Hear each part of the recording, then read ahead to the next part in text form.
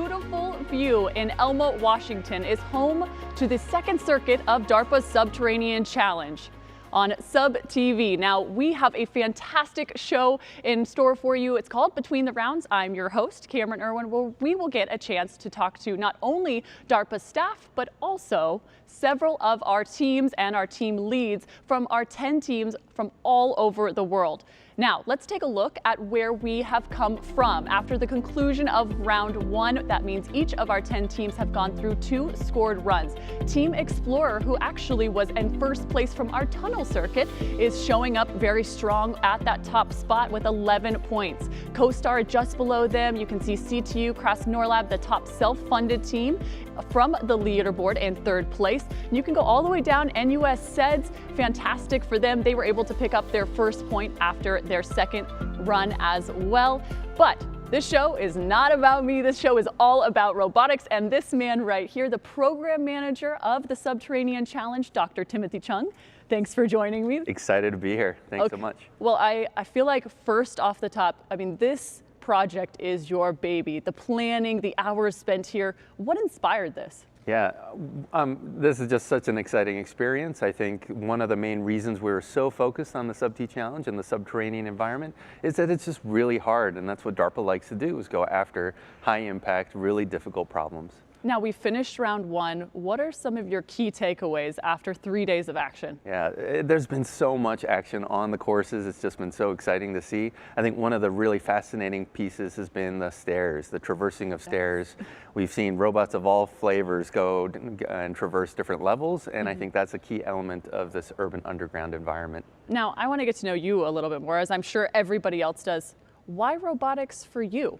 Oh man, basically the idea of being able to think of an idea, solve an interesting problem, design a system, and then have to work across all different disciplines to really make that idea come to life. That's what robotics is all about. It's about fixing a problem or thinking of a new idea, and it's not just about doing it with pen and paper or a computer simulation. It's not just about tinkering for the sake of tinkering. It's about a purpose-driven effort to turn those ideas to purposeful robots. Now, we are at the second circuit. There are 3 of the Subterranean Challenge. What inspired you to pick those 3 domains? Yeah, I think some of the real interesting challenges that we're facing in robotics are spread across all of those different subdomains. We have these human-made tunnel environments. We're here in the urban underground, and next up will be the naturally occurring cave systems, and these are all daunting environments. But to find the nuggets of technology and insights that we can get from all 3, studying all 3 of those environments, I think that's what we're all about here at SubT. What are some of the unique innovations you've seen just from tunnel circuit to urban circuit? I think a lot of these teams took a lot of great lessons learned from the tunnel environment. They've been able to highlight, hey, in the urban environment, maybe they'll have to be a little more nimble on their feet or wheels or blimp. We've seen even our aerial vehicles need to kind of slim down a little bit to fit through narrow corridors. And so all of those insights, I think, speak to some of those lessons learned from tunnel. Now, I know round 2 is going to take place starting tomorrow morning. Oh, yeah. What are your hopes and dreams heading into tomorrow? Yeah, well, I know these teams are working really hard, and I know they still have a couple of tricks up their sleeves. I'm looking forward to being both impressed and excited to have them kind of throw everything they have at the urban courses.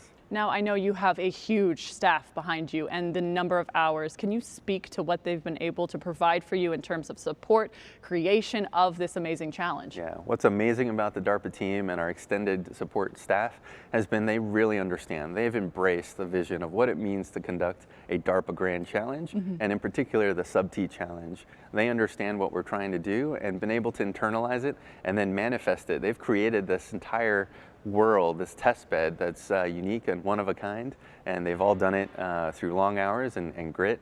But that's why it's impressive to have a DARPA Grand Challenge. Now, can you specifically identify the mission of the Subterranean Challenge? Yeah.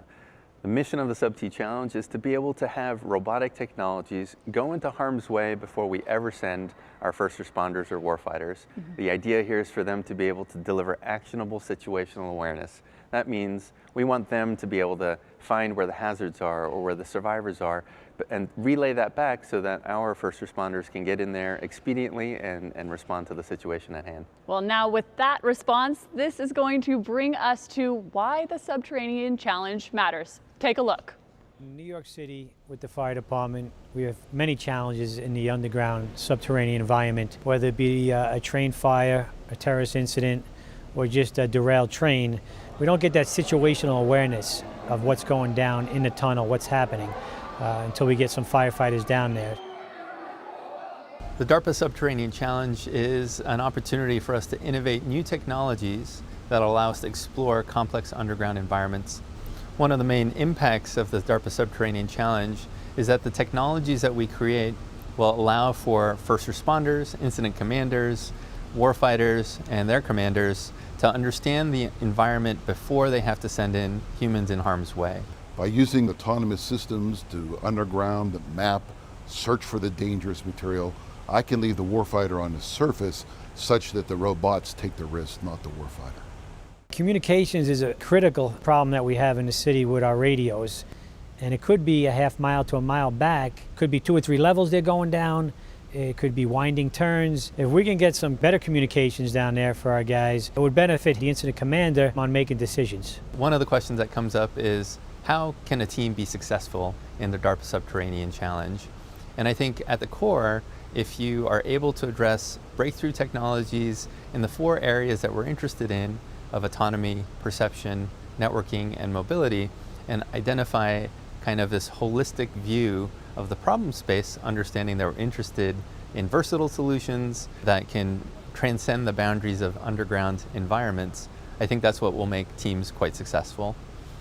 One of the exciting things about a DARPA challenge is that it affords an opportunity for newcomers to come and contribute to the challenge ecosystem. So whether you're a component technology developer, whether you're a subject matter expert who can contribute knowledge and expertise in that manner, the Subterranean Challenge is a great place where all sorts of technology approaches can be brought to bear. Some of the types of things that we're interested in range from infrastructure, civil engineering, all the way to mining and mine safety. Then you go into speleology and geology and the scientific realms. We're able to bring together a lot of these different communities, and I'm interested in finding partnerships that exist that will be created, fostered to the challenge. I'm excited about the DARPA Subterranean Challenge because it'll mature technologies that we need in the Department of Defense for capabilities to minimize the risk to human life and accomplish missions. From my perspective, I think it's only could benefit the fire service by this challenge. Having these very smart minds putting something together for the blue collar worker that's going to put out fires or going to help save people. I think we'll definitely benefit from it, and I'm excited that we may have a new product that we can use in our arsenal.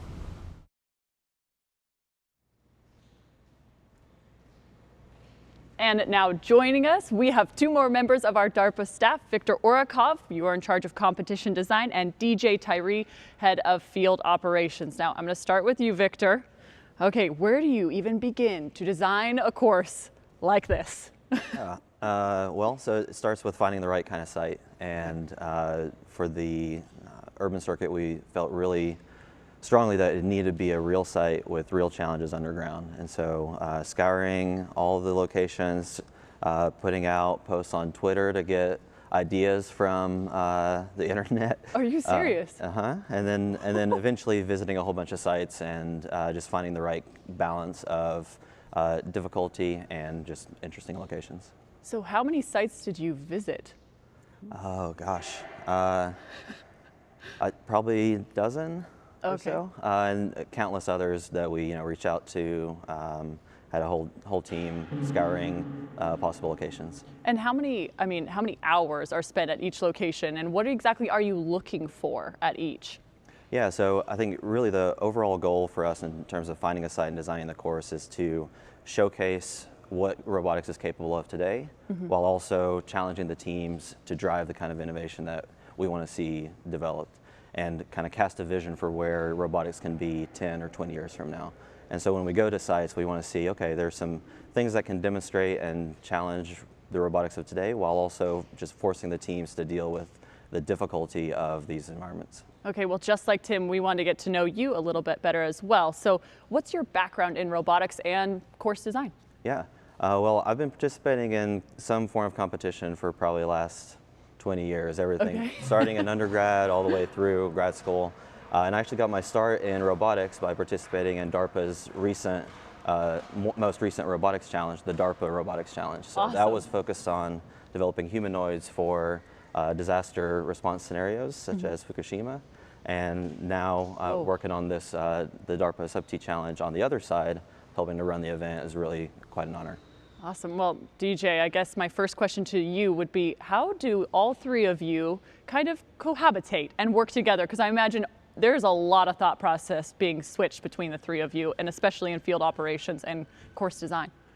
Yeah, absolutely. We all have our own individual backgrounds that we come from and our own expertise in the areas that we individually work on. And in some cases we butt heads, but we work together to make sure it happens. Never. There's always the balance in terms of safety versus innovation and versus the just the ability to actually build and conduct a test experiment within a reasonable amount of time. So we absolutely have worked many long hours together, and at this point we can almost know what each other's response is already going to be. What have been some of the obstacles you faced in field operations here at the urban circuit?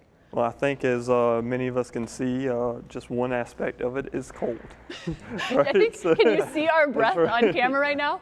I don't know if we can catch that. So being up here in Washington in February is definitely proven to be a challenge from just the elements and in case of not necessarily being right inside a major city, just getting equipment here from different places, from shipping, all of those just are some of the logistical challenges for running a site.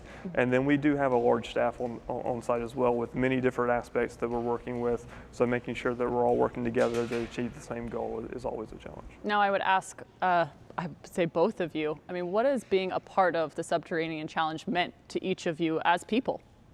I mean, it's such an honor to get to participate in any DARPA challenge, both kind of as a competitor and as an organizer, but really it's the legacy that gets left behind and just the honor of working with the researchers that are here. You know, there's hundreds of the world's leading robotics researchers all bringing together their collective ideas and ingenuity to address these challenges, and it's really being a part of driving the technology forward and leaving that legacy. Yeah, absolutely. I'll mirror what Victor said. It's amazing when you at the end of these competitions and you realize what you've accomplished from where you started at. Some of these longer programs, SubTv Challenge being a 3-year program, understanding where we were at our first test event to where we're going to be by the time we get to final. Looking back at that, it's an amazing experience, and I look forward to being able to do that with SubTv as well. Well, now, Tim, I'm going to put you a little bit on the spot here, and especially in front of them, but what makes these two so great at their jobs? Yeah, I mean, I have probably the best team I could have ever asked for. There's no question about it. And I think that where it comes from is not only their experiences, both DJ and Victor have a lot of experience working in that context of the crucible of a DARPA challenge, right? Both on both sides. But they take great pride in what it means to push the boundaries, hold a high bar, and encourage, uplift a whole community, a nascent community, to be able to rise to the challenge. And so it is my honor to have the chance to work with these two individuals as well as my broader team. And they bring a lot of energy, countless hours notwithstanding, to make this challenge real. Awesome. Well, I'm going to be finishing up with you guys. Thank you so much for joining us, and thanks for all your work on the Subterranean Challenge.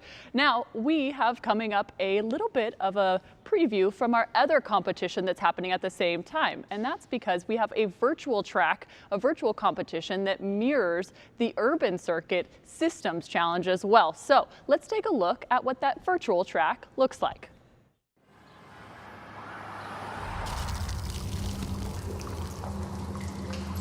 The Subterranean Challenge virtual competition is mirroring the systems track in a lot of ways. It still has the same diverse and challenging underground environments.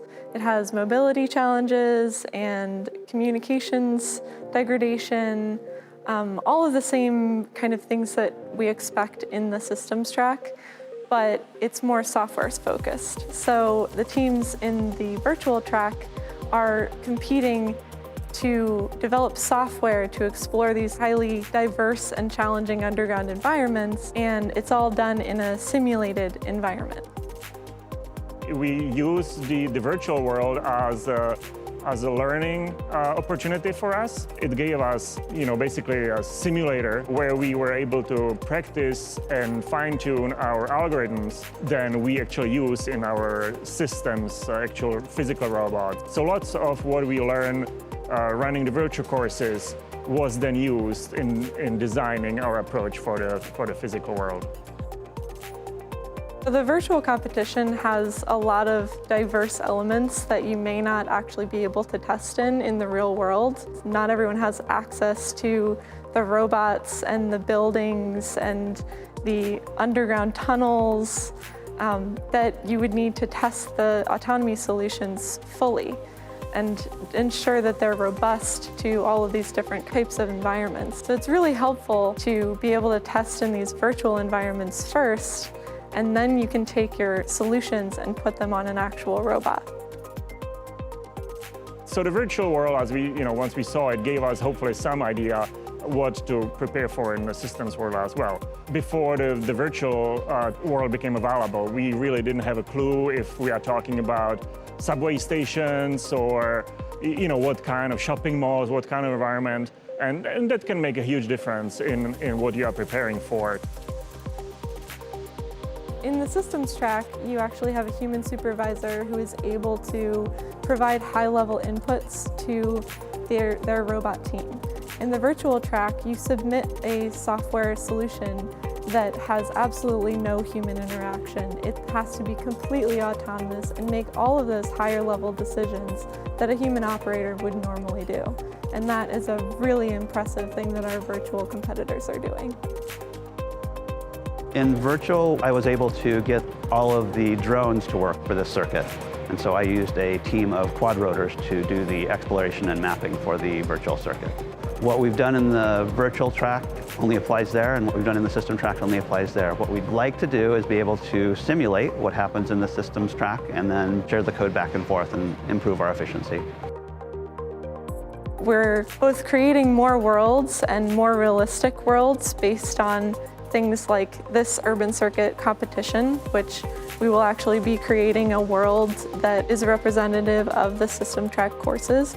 And we're also adding a bunch of new robot configurations and robot models to the SubTv tech repo for the next circuit, so that teams can actually have the capabilities of these new robots to be able to climb stairs and steep inclines and go through vertical shafts and some of those more challenging environments.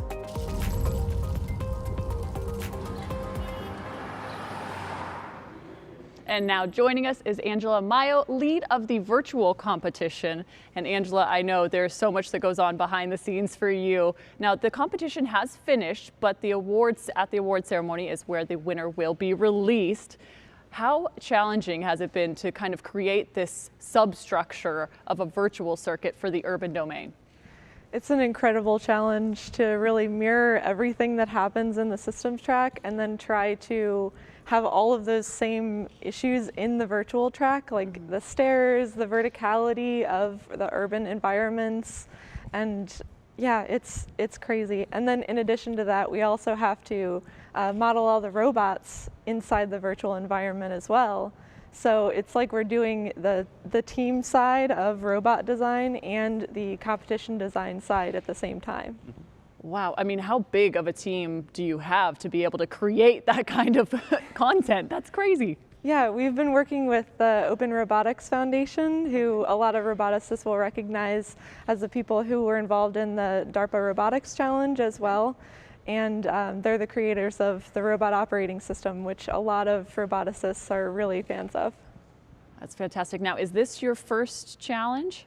Yes, yes it is. Okay, and how's it going? I mean, I know we've got a little ways to go. We've got another tunnel circuit and final event, or excuse me, cave circuit and final event. How are you feeling? Yeah, it's been amazing getting up to speed in this challenge, and I'm really excited to be involved in this.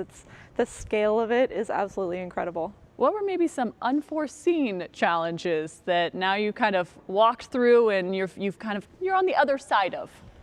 Yeah, in the virtual side, we have 8 teams from all across the world, and all of those teams are kind of helping to build the simulator as we're moving along in the competition. So we've been working with Open Robotics, but also the teams are giving us feedback on that simulator at the same time as we develop new features. So kind of balancing that and having parallel development of the team solutions and the simulator has been really a challenge. Yeah, it's all part of, it's building the community. SubT has a community of people, and I think the virtual competition lends itself to that because now we can take inputs from our competitors as well as other developers to contribute. Now there is prize money for the virtual competition as well. I mean, you said you didn't want it to, be the little brother of the systems competition, and it is absolutely not whatsoever. I mean, the money is there, the innovation is there. So can you maybe spur on some other teams to hop on the virtual track? Yeah, I think it's great that this is an international DARPA Grand Challenge, and you can actually compete with just a computer sitting at home on your couch, and that's crazy. There's just an incredible opportunity there for anyone to really join, and our teams so far have been anywhere from a group of grad students to a single hobbyist working from home. So it's really cool. Now, we also have 2 teams here at the urban circuit which are competing in both of our tracks. How did they kind of affect one another? Can they help each other out in that sense? Yeah, so some of our competitors who are competing in both have actually transitioned some of their software from the virtual side that they've tested in these environments we've created and put them onto their system track robots, which is really cool. That's great. And this is all about accelerating the innovation that we can create through technology, and that virtual environment lets us really explore a lot, right? And test drive some of the different challenge elements and see what robots work, and then they can come and test it out in the real world. Yeah, and they can take more risks in the virtual environment because they don't have to worry about crashing their robot down some stairs. Well, you talk about risks and innovations, and that's what piques my curiosity. How many innovations have we seen in the virtual competition from the Subterranean Challenge? Yeah, so in the virtual competition, there's actually an additional challenge element that the teams all have to have complete autonomy in their team solutions. Okay. So their robots have no human supervisor, and it's been really interesting to see how teams develop the high-level controls and decision-making that their robot teams have to make together in the virtual environment. Well, you talk about complete autonomy. We may be getting to that, but for now, let's take a look at some of the visuals we've seen from the first 3 days of competition that closed out round 1. And after that, you'll get to talk to some teams.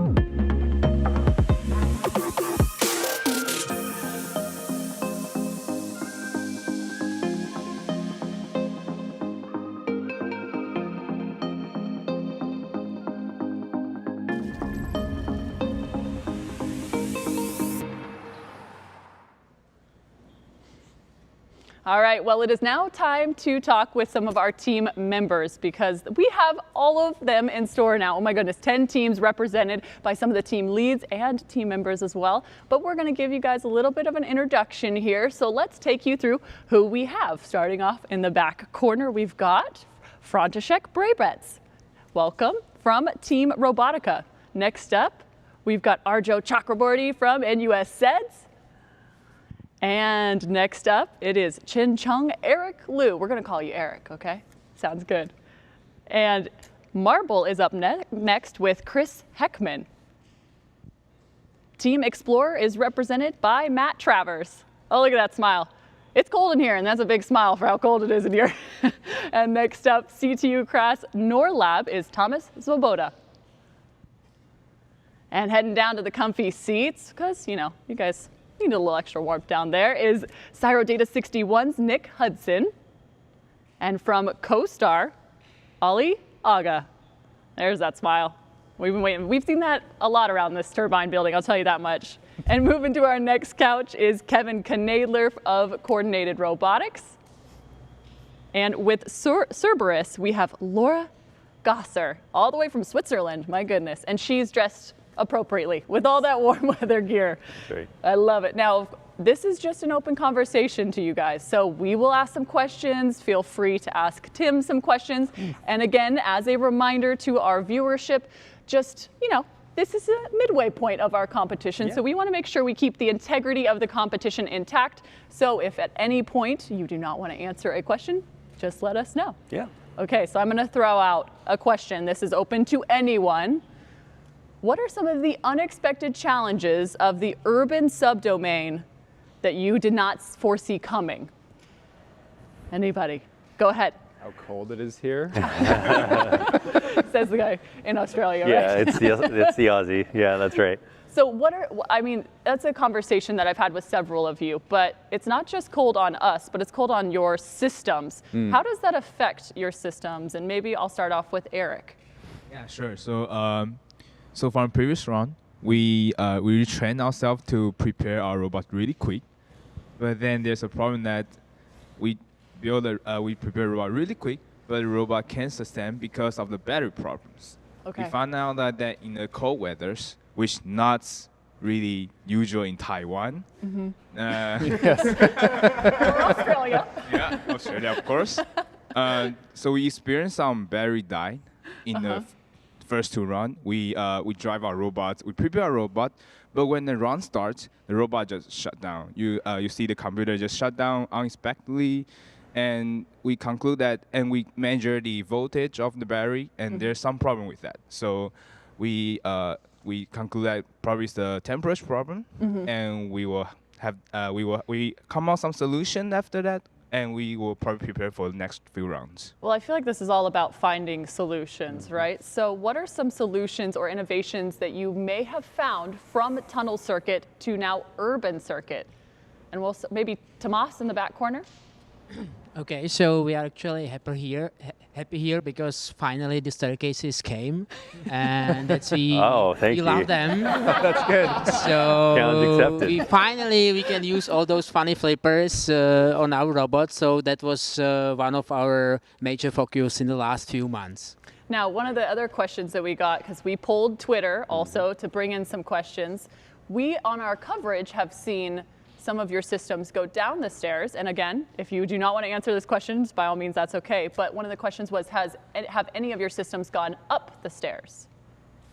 And if you don't want to answer, I will simply move on in 10 seconds. Well, no, if I may, so we definitely can go upstairs, but as you may have seen, our robots are not particularly fast. Yes. So we at the end decided, to use the time to go just forward and then let the robots dive in. Yep. No, absolutely. Yeah, I mean, I think you guys have identified some robots that maybe particularly specialize in maybe going one direction and not the other. So there's some interesting insights to be had there too. Yeah. Well, we tried to go up the stairs and we failed. So. Oh, did you? Yeah. Okay. Not catastrophically, but. a little bit of one. Yeah. Now, Ali, this one's for you. Now, I noticed. And I talked to Mike Wolf as well, and we talked about deployment strategy. So is it sequential? Are you sending them all out at once? he said you guys kind of have a flexible style. Now, what's the thought behind that? Yeah. Yes, that's true. Our strategy is based on what's happening and what's the operator sees from the course. In fact, I tie it back to the previous question. Our robots actually have an easier time going upstairs than downstairs. But we did pick downstairs because they were a little bit closer to us, and also in upstairs that we see, they were open risers. So although we had practice on open risers, but the probability of going down stairs with closed risers and going upstairs with open riser, those are the decisions we make there depending on how much time remaining in the mission, how many robots still is alive in the mission and so on. So we have a very complex strategy there. We are trying to automate as much as possible, but it's right now a mix between operator decisions and some suggestions come from autonomy to the operator. Gotcha. Now I'm going to move over to Kevin because we just got done talking about the virtual competition, and you are a participant that does both virtual and systems. Have you felt like the interchange between the two has helped you? I'd been hoping to be able to share code between the two and take advantage of that, but as of this circuit, we have not been able to do that. So hopefully on the next circuit, we'll be able to get the code shared between those two. Now, there's also another part of your system. You recently added 4 UGVs as well. Is that correct? That's correct. Okay, and I know Karen is the one that I've heard is your superstar. What is she doing so effectively? So Karen and Rick have been they're able to drive for a long ways. They're able to have all the various sensors going on in them. And the undergraduates that have been doing most of the work on them have really done a nice job, and they are working very well. Okay, well, you talk about undergrads, and this is open to everybody because I know there are several teams with a lot of undergrads. Can you speak to the experience of maybe getting to be a part of the Subterranean Challenge at that point in your life? Go for it. So our whole team is entirely undergrads, including myself. Previously, when we have gone out for other competitions, which in the past, undergrad level competitions, and we performed well there. So, you want to translate that performance to what you do over here, and you see a marked step up between the two different competitions. But at the same time, what I found is it's a huge learning to come down here and actually be around people who do really well in the. I like it. Well, you talk about learning, and I'm going to move over to František. What has your team learned? I know you guys have 5 robots, and you had big hopes. You wanted one of them to prove themselves. Do you feel like one has? So we have 5 robots, as you said, and they are each quite different than the other ones, and we are hoping that we'll be able to use them for different purposes. We have seen already that some areas of the course are quite narrow, and we actually do have 2 smaller robots that we are able to send in those areas quite effectively. Other robots are much bigger, and they are perhaps better able to traverse into distances and maybe go over obstacles more readily than the smaller robots. So we are trying to devise strategies on navigating the course using the strengths the individual robots have. Awesome. Now I'm going to hop on down to Laura. Now, Laura, you're from Switzerland, but your team, if I was looking up the origins of each of them, there are 11 countries represented on your team. How are you able to collaborate over waters, over borders, all over the place? How does that function? Well, our team has been collaborating for a while now, so we know each other for sure. And we've had integration weeks in both countries, so we've met live as well to get everything together. Okay. Well, Tim, do you have any questions for this group of 10 amazing people out here? Yeah, I think maybe the topmost question is, what are your aspirations for the SubT Challenge? Where do you want to see it go and go from here? Well, first of all, I have to say this has been an amazing opportunity for the folks at Colorado and our teammates in SSCI to be able to field some real robots in very challenging environments. I think that the progression of the different stages has been really fascinating for us, and a nice step of challenge in each and every circuit that we go out in. And it's been a good mix between tactical and strategic, I think. Strategic for both trying to meet future goals in the challenge as well as just research goals in general in field robotics.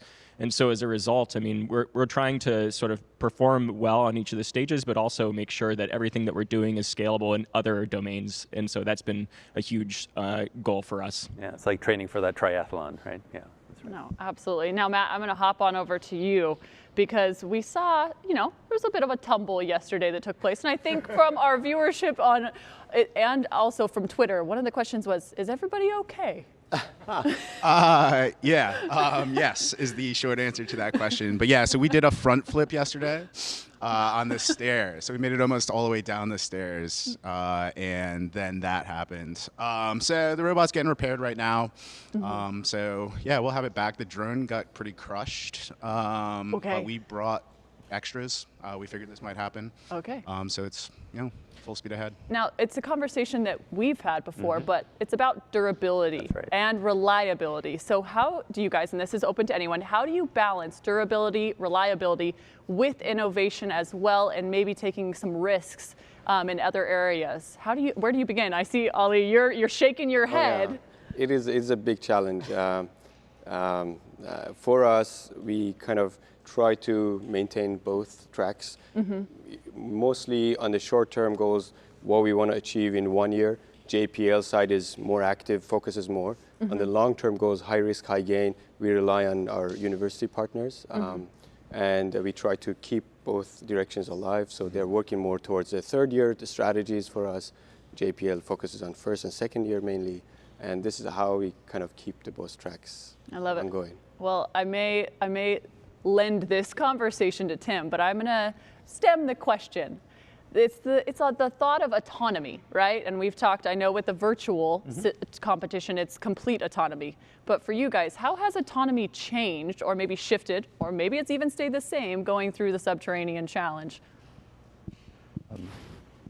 We've definitely identified places where humans, especially the human supervisor, has an enormous amount of capability that trying to program that into an autonomous system would require enormous effort and resources that don't really make sense if we're allowed one human supervisor. At the same time, human factors problems in robotics come into play that need to be very carefully considered. So we've been pushing on trying to give the human supervisor more capability and effort over controlling robots in places where they sort of get themselves into a really bad place or are uncertain about, let's say, an artifact report. That's been a place where we've really had to recalibrate and determine, a human can do this better than a robot, and that's probably going to be for the duration of this competition. Right, I think in defining that autonomy, it's really helped to push us in how we think about teammates, right? What does it mean to team with our robots? Or what does it mean for the robots to team with humans? And I think that's some of the interesting aspects, right? Would you agree?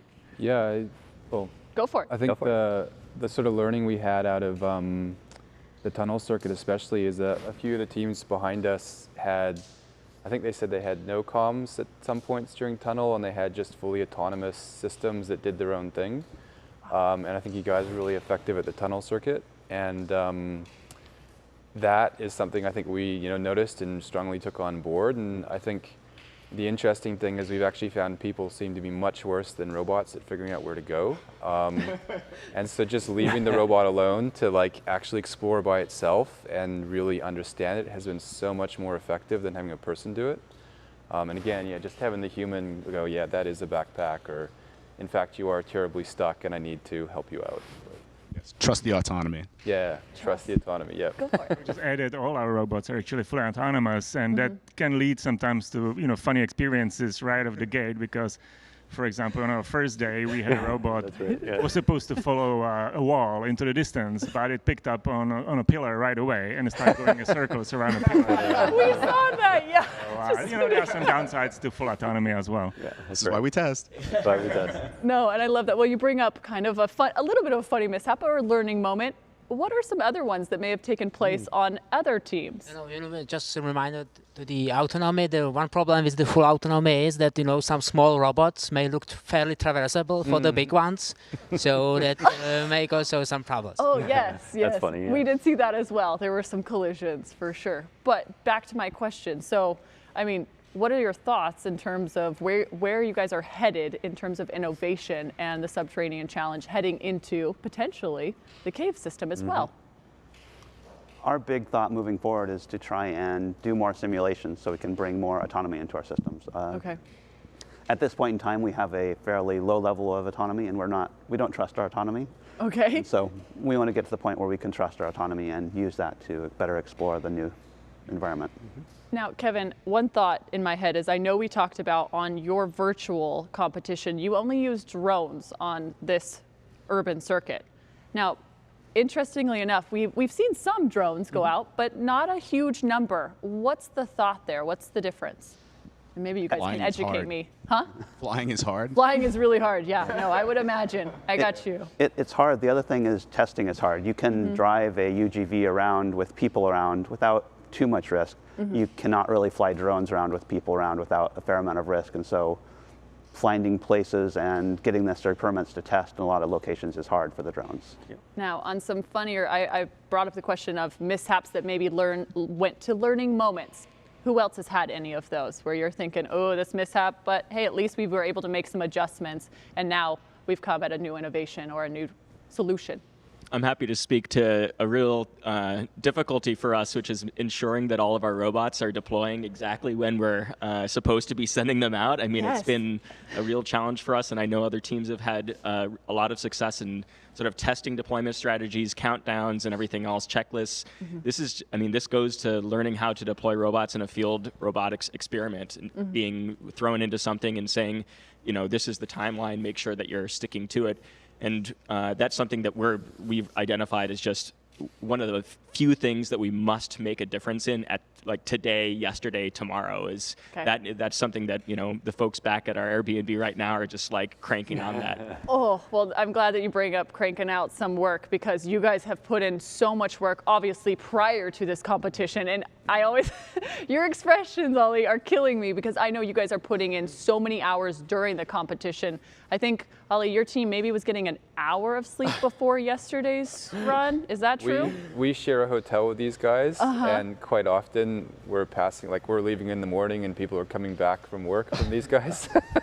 Oh my goodness. So, how many hours typically, just for those tuning in, here at the competition are you guys getting of sleep? We'll go that way because I have a feeling it's fewer than anything else. About 1 to 2. 1 to 2 hours. Okay, so then luckily you gotta get your brains functioning a little bit every single morning, but this is gonna change the direction of our conversation as well because it is finally time, your chance to get to maybe ask Tim some questions. And again, keep integrity of competition in mind. Does anyone have questions for Tim? Yes, go for it. We'll start off. How many hours of sleep are you getting a night? Yeah, exactly. Great question. Well, like I said, I have got a great team, but I think one of the things that you have witnessed is it takes a lot to build out a test environment like this, as rich and robust as it is. And so I know my team is burning candle from both ends as well, but it's really a one team, one fight for all of us to be able to go and find an opportunity to learn from one another. Didn't really answer the question, but I know. But the idea is, hey, let's all work hard. We're in it together. So what is that? So what is the biggest thing that you've actually learned, you and your team, you think? Yeah, I think some of the question being, what have we learned the most of? I think it spans so much. Everything from, we talked about deployment strategy. Does it make sense to figure out how to communicate before you map, or does it make sense to map before you want to communicate with your teams of robots? So all teams are thinking about the problem slightly differently, so that's fascinating to watch.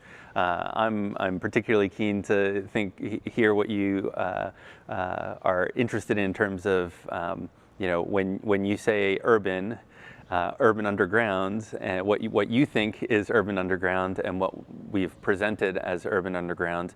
We've had the chance to go and visit all of those sites and really understand that here are the difficulties, here are the nuances, here's what those first responders really struggle with in terms of working with getting into these types of environments. And so I'm curious to learn from you, where did you tune your robots in terms of, did they practice in certain environments that they're facing here or not facing here and are surprised? Well, I think something that really stood out, you can see from this building and being 4 stories underground, is this sort of change in scale. I don't think I've really ever been in something this massive with this much concrete. And, we were thinking, underground subways, and those things still have traditional urban scales, right? Curbs that are a certain height, things that people would normally use, where everything here seems to be about 3 times as big. So that Go bigger. does affect some things, I think. Like the wall, for example. Like while we preparing for urban circuit, we thought that the communication would be much more easier, like train station or whatever. But you can see that the concrete were like 3 times thicker than the normal and with some metals inside, which makes the communication. It's a nuclear power plant, man. That's right. We hope they're 3 times thicker, right? I would hope so, yeah. Right. Come on. Actually, if I may, we like it here. Actually, it's of course big and everything concrete and steel. That's bad for the communication and so on. But we are actually quite happy that no rails are here, because it is when we are thinking about the urban underground, we are always thinking of the subway station. And okay, oh God, the rails down there. That will be a nice trap for the robots when you go in, and difficult to go out from the railways if you are in the middle. Because we did it a few years ago and it's really hard. So we are quite happy. At least we didn't see it. So maybe it's somewhere still down there, but we didn't see that. Well, it looks like we may be getting some more challenges, as we now have waterfalls in the turbine building as well because of the rain. You got some water in there. Oh no, for Like sure. weather control, a DARPA thing. Yeah. This is the weather we expected. thing. Yeah, that's right. Yeah. Keep mentioning it, yeah. I love it. Now, does anyone else have any questions for Tim? Yes, Laura. Yeah, so where have your expectation of the performance of the teams actually differed from reality, or what did we deliver on? What did we maybe miss? Sure. No, I really appreciate the question. I think it is DARPA's job to hold the bar really, really high and give all the teams an opportunity to not only to maybe rise to that challenge, but also to surprise yourselves in how innovative you all can be.